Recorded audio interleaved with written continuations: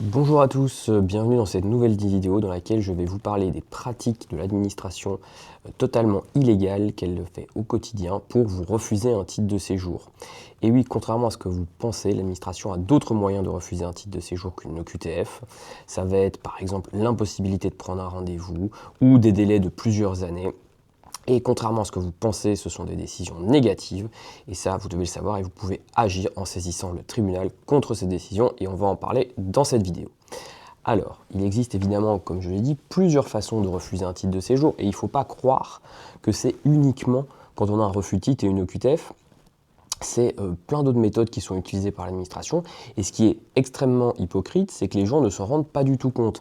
Quand vous recevez un refus de titre, une obligation de quitter le territoire, on vous indique que vous avez le droit de saisir un tribunal contre cette décision et de la contester. Mais quand vous êtes placé sous récépissé pendant 3 ou 4 ans, vous ne savez pas que vous avez le droit de faire quelque chose. Or, pourtant, vous avez le droit. Quand votre dossier est clôturé, alors que ça fait 8 mois ou 12 mois que vous attendez, c'est pas légal. Et vous avez aussi le droit de faire quelque chose. Mais contrairement aux décisions qui sont notifiées, ici, on ne vous informe pas de la possibilité de faire un recours. Et c'est à dessein, d'accord, hein, c'est fait exprès, pour venir, en gros, fragiliser la situation des étrangers et leur refuser ce à quoi ils ont droit. Et on va voir les différents cas dans lesquels ça va s'appliquer. Mais c'est quelque chose qui est vraiment très commun, très banalisé dans beaucoup de préfectures, d'accord, et pour lesquels, la plupart du temps, les étrangers, malheureusement, n'agissent pas, mais souvent parce qu'ils ne le savent pas, et l'administration joue beaucoup dessus. Alors, il faut savoir que chaque fois que vous déposez une demande de titre de séjour auprès d'une administration, elle doit vous répondre, d'accord. Elle n'a pas le droit de laisser votre dossier pourrir sur le côté et puis vous vous débrouillez. Elle a une vraie obligation de répondre à la demande que vous faites il faut évidemment le lui rappeler, hein, parce que sinon, vous vous doutez bien qu'elle, ça l'arrange grandement. Et donc, les pratiques dont je vais parler dans cette vidéo, c'est des pratiques qu'on va retrouver soit quand vous déposez une demande directement à la préfecture, soit quand vous passez via l'ANEF. D'accord ? Dans les deux cas, on va retrouver le même type de pratiques, tout aussi illégales d'un côté comme de l'autre, mais on parle vraiment de ces pratiques-là, donc ces demandes directement à la préfecture, quel que soit le canal utilisé. Et dans tous ces cas, sachez que vous avez toujours la possibilité de saisir le tribunal, hein, d'accord ? Le tribunal, il sert à ça, c'est-à-dire que quand l'administration française fait quelque chose d'illégal, vous avez des recours, d'accord ? Et le problème, c'est que bien souvent, les gens, ils viennent nous voir au bout des mois, voire des années, et on leur dit, oui, vous auriez peut-être pu le faire plus tôt. Et souvent, le problème, c'est que les magistrats qui vont juger derrière un recours éventuel contre une de ces pratiques, ils ne vont pas comprendre, parce que de leur point de vue à eux, la personne, elle aurait dû évidemment agir et elle ne l'a pas fait. Et donc, quelque part, ça vient encore plus fragiliser son dossier. Et c'est exactement ce que veut l'administration.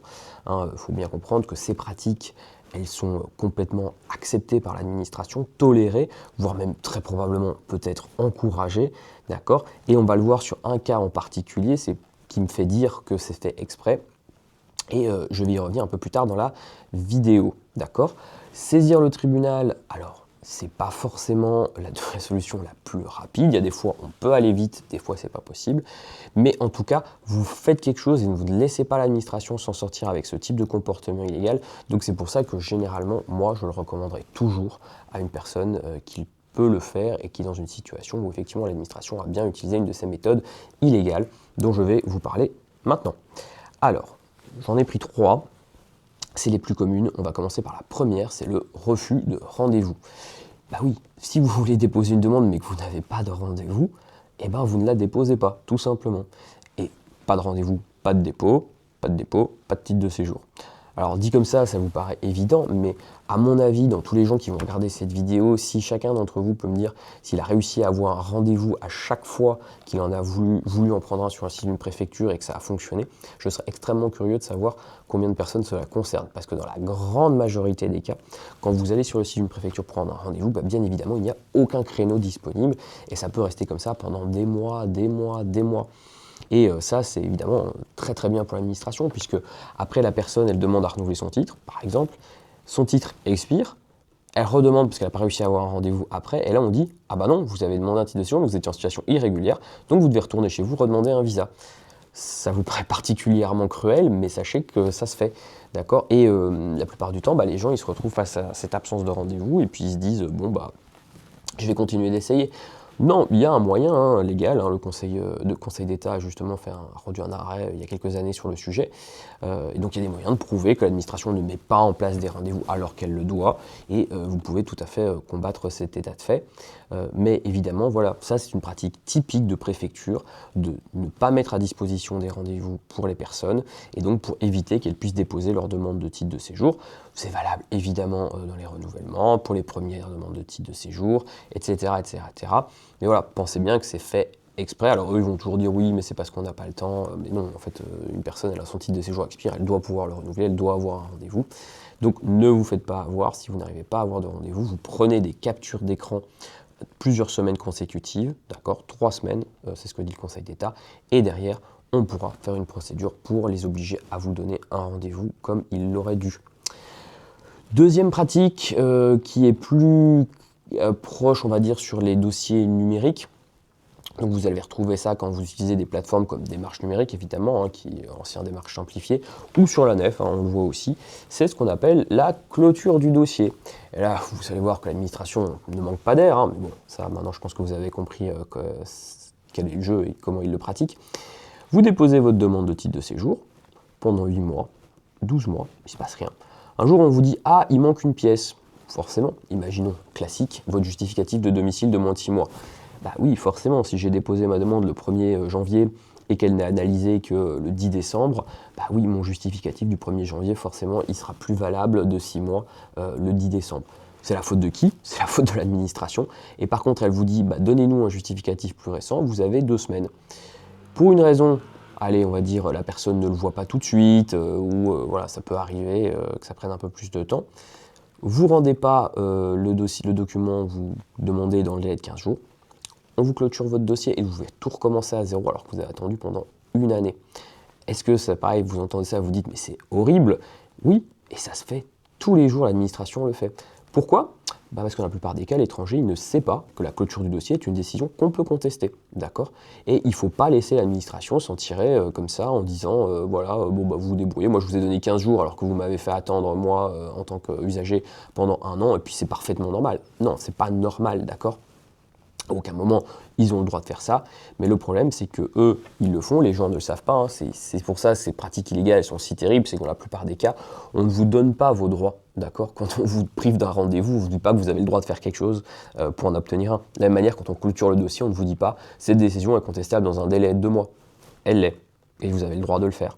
Et bien évidemment, moi, si vous êtes dans cette situation, que vous avez une clôture de votre dossier, alors que vous aviez fourni tous les documents corrects au démarrage, vous la contestez, d'accord? Il ne faut pas laisser l'administration, encore une fois, vous marcher dessus, d'autant plus que ces pratiques, elles sont vraiment très fréquentes, d'accord? Et en plus, voilà, il y a quelque chose d'assez, je pense, scandaleux, dans le sens où vous avez attendu pendant des mois et que eux, par contre, ils vous laissent que 15 jours pour compléter votre dossier.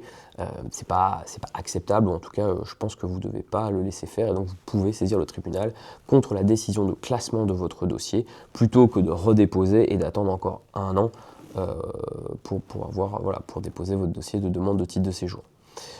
Troisième pratique, et là, celle-là, c'est peut-être la plus connue, mais elle est connue et pourtant les gens ne la connaissent pas, c'est le maintien sous récépissé de demande de titre de séjour ou d'attestation de prolongation d'instruction si c'est sur la nef. Donc là, c'est pareil, c'est quelque chose de extrêmement volumineux, c'est un cas qu'on voit tout le temps aussi. Que fait l'administration? Vous déposez votre demande de titre de séjour, elle vous donne un récépissé. Ce récépissé, par définition, il va avoir une validité de 3 à 6 mois. Okay, et après, vous allez le renouveler. Donc la personne, elle renouvelle les récépissés.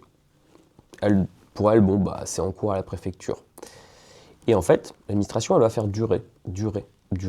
Pourquoi? Parce que souvent, on va avoir des problèmes dans les renouvellements des récépissés. Et donc, ça peut entraîner quoi? Ça peut entraîner une perte d'emploi, d'accord? Ça peut entraîner des problèmes, notamment dans les relations familiales, parce que ça va évidemment, la personne qui se retrouve sans papier alors qu'elle a déposé sa demande de titre, il y a un moment, ça devient difficile à vivre pour elle. Et cette pratique, elle est totalement assumée et voulue, d'accord? Bien évidemment, personne ne vous dira que c'est fait exprès, mais Comment peut-on sinon justifier que, par exemple, je vais vous donner quelques cas, mais quand on est un conjoint de Français sur une première demande de titre de séjour, on va attendre quasiment 1 an. Et pourquoi? C'est simple, pourquoi? Pourquoi est-ce qu'ils font ça? C'est que je prends un conjoint de Français, d'accord? Il dépose sa demande de titre de séjour avec son conjoint français, lui étranger, avec son conjoint étranger. Et là, je le maintiens sous récépissé pendant 1 an. Il ne peut pas travailler. Normalement, il est censé avoir un récipient puisqu'il est autorisé à travailler, je vous le dis. Il ne peut pas travailler. Ça crée de la friction dans le couple. À terme, c'est possible que le couple se sépare. Et donc, j'ai plus besoin de lui déposer, de lui donner son titre. Moi, à la préfecture, je n'ai plus besoin de lui donner le titre de séjour, puisque le couple s'est séparé. Scandaleux, mais totalement classique. Et l'administration le fait très souvent. On le voit tout le temps sur les cas de conjoints de français. On va le voir également, par exemple, alors je vous donne un autre exemple qui est un peu dans la même logique, mais pour les Algériens, vous avez une possibilité d'obtenir une carte de résident au bout d'1 an quand vous êtes conjoint de français ou parent d'enfants français. Qu'est-ce qu'ils font? Ils vont, pareil, vous maintenir sous récépissé, donc premier titre de séjour d'1 an, et après ils vous maintiennent sous récépissé pendant 2 ou 3 ans, en général 3 ans, pour arriver à 3 ans, et pour tester, en fait, voir si, si la relation tient, si le lien avec le citoyen français tient. Et tout ça, évidemment, c'est fait exprès pour faire en sorte que, évidemment, ça ne marche pas et qu'on puisse vous retirer, en tout cas, de ne pas vous donner le titre de séjour auquel vous avez droit. Et évidemment, comme la personne, elle reçoit des récépissés, elle pense que tout va bien, alors qu'en réalité, plus le temps passe, pire ça devient pour elle.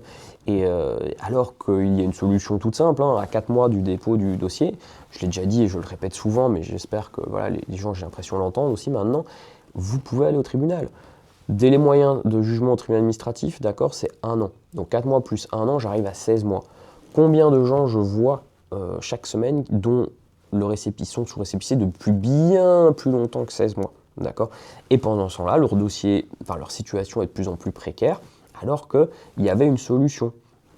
Et l'administration vraiment le fait exprès, c'est délibéré, d'accord? Donc ne tombez pas dans le piège et essayez d'être scrupuleux. En tout cas, sachez que si jamais vous êtes dans cette situation, il y a une solution, d'accord? Et pensez bien que c'est fait exprès. Et donc, contrairement à ce que la situation classique qu'on pense, je demande un titre de séjour, j'ai un refus et puis je peux contester au tribunal, et bien en fait on a ces 3 pratiques qui dans les faits reviennent à exactement la même chose. La personne a un gros souci avec son titre de séjour, d'accord, c'est juste que c'est encore plus pernicieux puisque vous ne savez pas que vous pouvez faire quelque chose, contrairement à l'OQTF où là on vous dit que vous pouvez saisir le tribunal, alors que dans les 3 cas que j'ai cités, on peut aussi saisir le tribunal, mais personne ne vous le dit. Donc c'était un petit peu le but aujourd'hui, c'était de vous en parler et de vous mettre sur vos gardes. Si vous êtes dans une de ces 3 situations, faites quelque chose et ne restez pas inactif, parce que à ce moment-là, vous jouez le jeu des préfectures qui essayent de vous avoir à l'usure d'une manière ou d'une autre. Et donc, vous devez vraiment en avoir conscience si vous espérez avoir votre titre de séjour un jour et ne pas vous faire avoir par ces pratiques très illégales de l'administration et pourtant totalement tolérées et acceptées. Et je comprendrai tout à fait dans les commentaires des gens qui vont regarder cette vidéo qui vont trouver ces pratiques choquantes, et je suis parfaitement d'accord avec vous. Ce qui en plus est terrible dans ces pratiques, c'est que en fait, surtout les gens ne se rendent pas compte qu'en réalité, ils subissent des décisions illégales. On leur dit, votre dossier il est clôturé, on se dit, je vais en déposer un. Mais en fait, il n'aurait jamais dû être clôturé dès le départ, quoi. Et les gens attendent. On voit vraiment, en plus, j'ai vu certains dossiers, la situation qui ne fait qu'empirer, on perd son emploi, on n'arrive pas à en retrouver un, parce qu'on a les récépissés qui sautent une fois sur 2. C'est vraiment des situations catastrophiques. Et donc, il faut être vraiment, avoir le recours, on va dire, ou le réflexe de se dire, je vais faire quelque chose et je ne vais pas laisser l'administration m'endormir et m'avoir à l'usure, parce qu'elle n'attend que ça. D'accord. Et sur certaines personnes, ça marche très très bien et on voit beaucoup de gens qui avaient droit à un titre de séjour il y a 2-3 ans, qui se sont été placés sur récépissé pendant 3 ans et puis au bout de 3 ans ils se prennent un refus parce que leur situation n'est plus celle qu'ils avaient eue. Si à l'époque ils avaient saisi le tribunal, ils auraient eu le titre de séjour qu'ils auraient dû avoir à l'époque. Mais malheureusement, une fois que c'est fait, c'est fait. Donc, aussi, dernier tips que je voulais vous donner, ne perdez pas de temps à envoyer des mails et des courriers, ça sert complètement à rien, d'accord? L'administration ne vous répondra pas, ou au mieux vous aurez un cours d'instruction, c'est totalement inutile, c'est du temps perdu, d'accord? Allez directement au tribunal, puisque les délais de jugement ils sont quand même un petit peu longs, mais au moins vous allez avancer dans la bonne direction et pas faire du surplace comme en envoyant des mails complètement inutiles. Dans cette vidéo, je voulais vraiment vous alerter sur ces 3 pratiques qui sont les plus illégales qu'on retrouve en France, faites par les préfectures et l'administration vis-à-vis des étrangers. Surtout que ce sont des pratiques que les gens ne connaissent pas et qui en sont très souvent victimes. Et quel que soit votre statut, que vous ayez une carte de résident, une carte de séjour temporaire, une carte de séjour pluriannuelle, eh ben, c'est des pratiques qu'on utilise contre vous au quotidien. Donc soyez vigilants. Si vous êtes dans une de ces situations, pensez bien que l'administration est en train de faire quelque chose contre vous et donc vous avez le droit de vous défendre. Et si vous voulez vous défendre, n'hésitez pas à nous contacter parce que nous, on voit ça souvent, donc on sait très bien ce qu'il faut faire dans ce genre de situation. Voilà, j'ai terminé cette vidéo que je voulais vous partager donc, sur ces pratiques illégales de l'administration. Si vous avez été victime, et j'imagine qu'il y a des gens qui en ont été victimes et qui vont regarder cette vidéo, détaillez dans les commentaires pour partager un petit peu, voilà, qu'on se rende compte à quel point l'administration use ça. Et n'hésitez pas, et je vous remercie évidemment de liker la vidéo, de vous abonner à la chaîne, parce que plus il y a de personnes abonnées, plus j'ai envie de faire du contenu, et plus j'espère que celui-ci va continuer de vous intéresser. Et n'hésitez pas à la partager également avec d'autres personnes qui seraient susceptibles d'être intéressées.